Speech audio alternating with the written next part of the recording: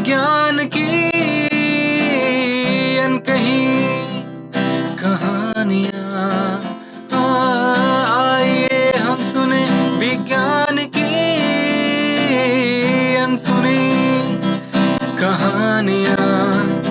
Hello listeners, you're listening to Vigyan Ki Awaaz podcast program on STEM popularization, catalyzed and supported by the Ministry of Science and Technology, Government of India and Media for Community Foundation. Project devised and designed by Dr. R. Sridhar and assisted by Ashish Tiwari. Local coordination and production, Professor Subramanian. Content writing by Priyanshu and post-production by Professor Kaushik P. Kanchan of Garden City University, Bengaluru. Garden City University, conquer we shall all adversity. GCU, emphasis on life. GCU, emphasis on life. In today's episode, we have Professor Aditya, a researcher in nanoelectronics and optoelectronics, driven by a passion for understanding how things work at a microscopic scale. His interest in electronics began during his engineering studies, where he explored circuits, robotics, and nanotechnology. Inspired by seminars at IIT Bombay and BARC, he delved into nanoscience, shaping his career in semiconductor research and innovation.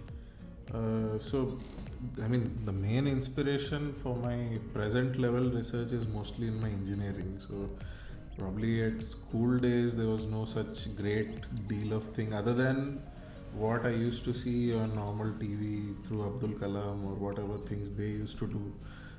But mostly in my engineering when I reached that stage, because I like to play with tools and instruments and open up things. So the curiosity of what's inside and what makes things work was always there.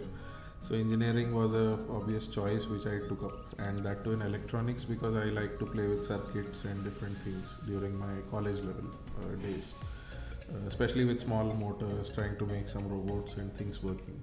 So in engineering, one thing I came across was how there were few seminars given by IIT Bombay and BARC scientists and professors, and that was regarding how you can actually make machines work at nanoscale. That was quite intriguing because nanoscale is where you're talking about taking one hair and slicing it up into 1,000 pieces. And if you take one of those 1,000 pieces, that's the scale you're talking about, the devices which work. So they actually showed us how they make motors run at those scale and make different things work at the scale, and that was quite intriguing. And that's how I developed the interest over the 4 years of engineering to actually look at nanoscience and nanoengineering as one of the future topics where I would like to study, because industry back then in 2010-11 they were not having any nano related activities in India, but at the education level there was scope to learn. So I basically took up my masters in Manchester on nanoelectronics, and that's where I learned more about the world of nano and how various devices that actually make and run our world around, like computers or phones, different electronics, how are they actually made at that nanoscale and how do they actually work. Because at engineering we were mostly looking at circuit level elements, so we'll get readily from the market some resistors, capacitors and stuff, and we put together and make some application work. But how do you actually make those basic devices was still a question. So that got cleared during my nanoelectronics sort of masters, where one of the intriguing thing we did was try to actually capture the radio waves around us. It could be mobile waves or just FM radio waves or AM radio waves, and then try to convert that radio waves into energy and feed it into your phone to trickle charge your phone while it's in your pocket. So that was kind of a wireless charging which one could do. And the diodes to make those conversion from AC like signal that you have in radio to a DC charging signal was done through some devices which didn't involve any great level of lithography. So usually for scientists this is kind of a scientific term, but usually diodes are like, there are two kinds of semiconductors that are put together, p-type and n-type, and that is how diodes are imagined. But in In my project's case, we were actually doing a single step pattern, and that pattern gave the functionality of a diode. So that was quite intriguing, because how the nanoscale patterns can actually lead to a diode functionality where there's a same single semiconductor and still giving a diode functionality. So that was one of the interests. But during that time, I also had interest around energy and nano. So kind of both put together, then that led to my PhD research, which I actually did on solar cells and LEDs, optoelectronics basically, and that I did in Cambridge. That was part of physics, but then it's condensed matter physics, where it's an interdisciplinary area mostly, but with a physics flavor. So there we actually built a tool called photothermal deflection spectroscopy, which actually works on the effect of mirage, which we see on a hot summer day. We look far away, there's an illusion, we go close, that disappears. So the same thing was used to actually study defects in semiconductors down to parts per million level, the same effect. Whereas usual way of looking at semiconductor would give you a sensitivity of couple of orders of magnitude. The technique which we developed, this photothermal deflection spectroscopy, could give almost 5 to 6 orders of magnitude sensitivity, and you could look at defects in semiconductors, doping in semiconductors, the kind of states which originate when you combine few different semiconductors to make hybrid semiconductors.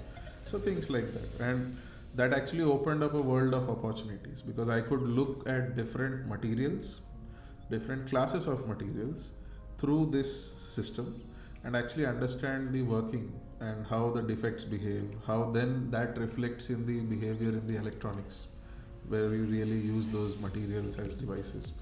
So that was a eye-opening thing. And then on the background, we actually ended up using those materials in various applications like solar cells, LEDs, and FETs, which actually drive your displays. So the way your display works is you have fixed LEDs which turn on and off, which give you a sense of image moving, and that happens through each individual LED is turned on and off by a transistor behind, which is like an electronic switch, if you like. So such switches are called FETs, and there are millions of them, as many pixels you have. So how do you make them run faster? That was one of the questions as well we were looking at. So and then post that I was basically involved a lot in technology development around various new generation solar cells. So that was the main topic I was working on. And since 2020 I have actually joined IISc as an assistant professor, and I'm continuing some of that work, and I've diversified my research portfolio here. So overall, our group basically works on using nanofabrication and nanostructuring and reimagining the traditional optoelectronics field as such. So in a sense, like when you look at a traditional solar cell, you'll basically see that the solar cell is quite heavy. So one of the things we do over here is how do you make them lightweight? How light? They can be as light as your plastic bag that you carry your vegetables in. So we have started a startup around that, and that's looking at commercializing that technology over here. And similarly, if you talk about LEDs, the TV screens that you see, so currently OLEDs is probably the most state of the art. OLED is organic LED, organic light emitting diodes, where the semiconductor is based on carbon based materials. So they are fully recyclable. The beauty of OLEDs is that they basically, the LED itself can generate all the light. Usually when you see screens, you would see some grayish haze coming out of it. That's because the display needs a backlight support. Okay. So with OLED, you don't need a backlight support, because the LED itself is enough to provide enough light out of it so that it can turn on and off and give you enough light and color. So no backlight support is needed. So that ensures that when you don't have any light to emit, the LED is turned off, it's totally black. In the traditional way the LED or LCD works is there is a white backlight. So even when the front LED turns off, the white light is still on. So you see some grayish leakage coming out of it. So OLEDs are known for very good contrast. Black is true black, and that's how it is. So we work on similar concepts. We work on both organic LEDs, and we are working with some new semiconductors called perovskites. These are again a different class of semiconductors, but they basically show very good luminescence properties. So they can actually give very high brightness levels and very sharp and very accurate colors, and you can actually use them to generate very high contrast displays. And we are working on nano fabricating those displays.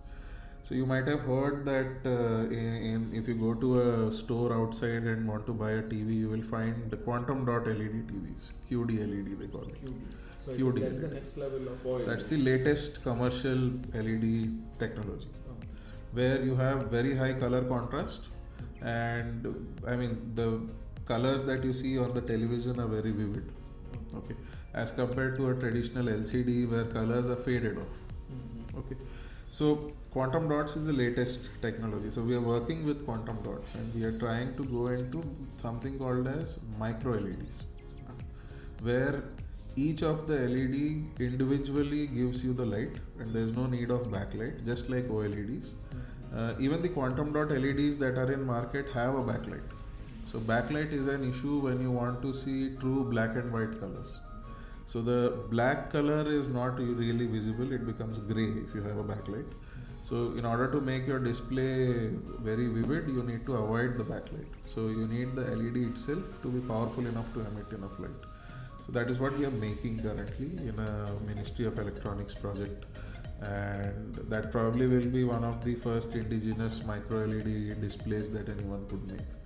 And these micro LEDs could be sort of mounted on your glasses or helmets of fighter jet aircraft pilots, and you can enable the see-through transparency. At the same time, you can actually see the display as big as 100 inches right in your glasses, right when you wear your glasses. So that is something you can develop. So this is about our core research. Other than this, we are actually working on some innovative things around semiconductors, where our idea is to use traditional semiconductors, which are old generation, which are not so heavily used nowadays because they are inefficient. But we want to improve their efficiency because their cost of production is very low. They're available in market at a very low cost. And we want to improve their performance to the state-of-the-art semiconductors. So we actually have built a tool called atomic layer deposition indigenously in-house. And we use the tool to hybridize certain classes of semiconductors, which then give us very much enhanced performance than what you would have got with the pristine semiconductor. So with that, we are actually trying to make fast switching devices, or trying to make innovative solar cells which are very robust and stable but very high performing. You could expect almost twice the performance as what they would have given if you would have made them using traditional methods. So those we are doing, and on the hindsight we are looking at capabilities to realize next generation computing materials as well, where it's called neuromorphic computing. It's basically the way your brain works, and this is something, I mean, we have a lot of colleagues in our department who are working in this area as well. So our brain usually works parallelly, so you can parallelly do quite a few tasks, whereas a traditional computer would do one task at a time. So that limits the amount of tasks you can do on a traditional computer. But in your brain, you can do multiple tasks, and brain doesn't consume a lot of energy like your traditional computer. So such kind of functionality is enabled by the new generation semiconductor. So that is what we are trying to make. You were listening to Vigyan Ki Awaaz, a podcast on STEM popularization, catalyzed and supported by National Council for Science and Technology Communication, Government of India. Tune in for more such episodes to Vigyan Ki Awaaz on this platform and also through Spotify, YouTube and Apple Music platforms. आइए हम सुने विज्ञान की अनकही कहानियाँ।